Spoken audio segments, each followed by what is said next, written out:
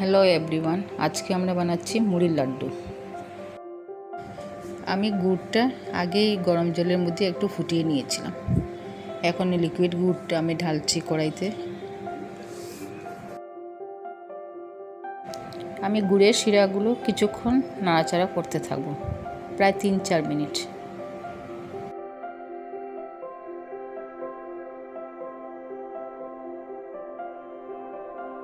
গুড়ের শিরাগুলি নাড়তে থাকি কিছুক্ষণ। যখন আটা হয়ে আসবে তখন মুড়িগুলি আমি ছেড়ে দেব। এখানে গুড়ের শিরার মধ্যে মুড়িগুলো কিছুক্ষণ নাড়তে থাকবো।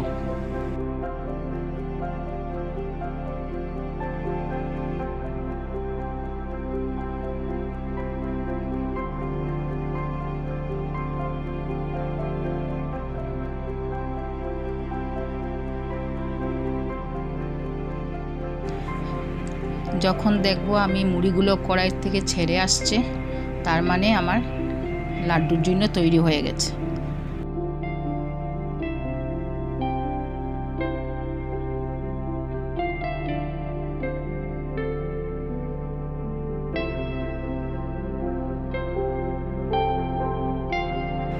এখন আমি 2 হাতের তালুতে একটু ঘি মেখে অল্প গরম থাকতে মুড়িগুলো হাতে নিয়ে লাড্ডু তৈরি করে নেব। লাড্ডু বানানোর জন্য আমি একটু বেশি করে মুড়ি হাতে নিব।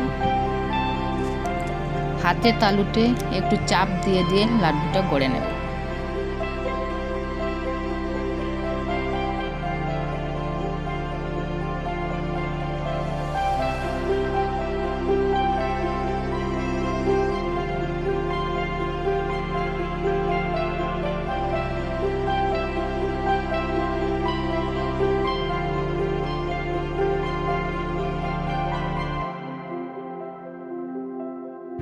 এরকম করে আমি বাকি লাড্ডুগুলো সব তৈরি করে নিচ্ছি। আমার মুড়ির লাড্ডুগুলো বানানো শেষ।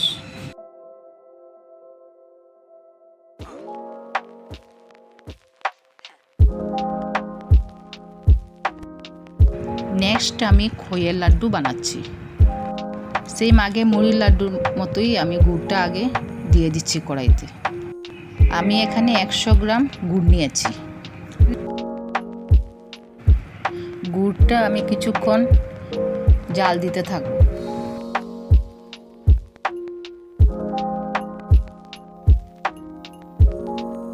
3-4 মিনিট নাড়াচাড়া করার পর আমি খইগুলো দিয়ে দিচ্ছি। খই দেওয়ার পর আমি ওইগুলো ভালোভাবে মিশিয়ে নিচ্ছি। কড়াই থেকে যখন খইগুলি ছেড়ে আসবে আমি গ্যাসের চুলা অফ করে দেব।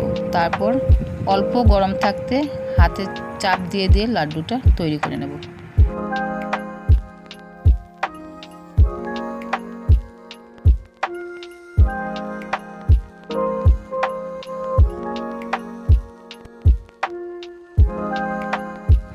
আমার খইয়ের লাড্ডুগুলো বানানো শেষ। আমি মুড়ির লাড্ডু আর খইয়ের লাড্ডু মা লক্ষ্মীকে নিবেদন করব। আপনাদের যদি ভিডিওটা পছন্দ আসে তাহলে লাইক, শেয়ার, সাবস্ক্রাইব অবশ্যই করবেন।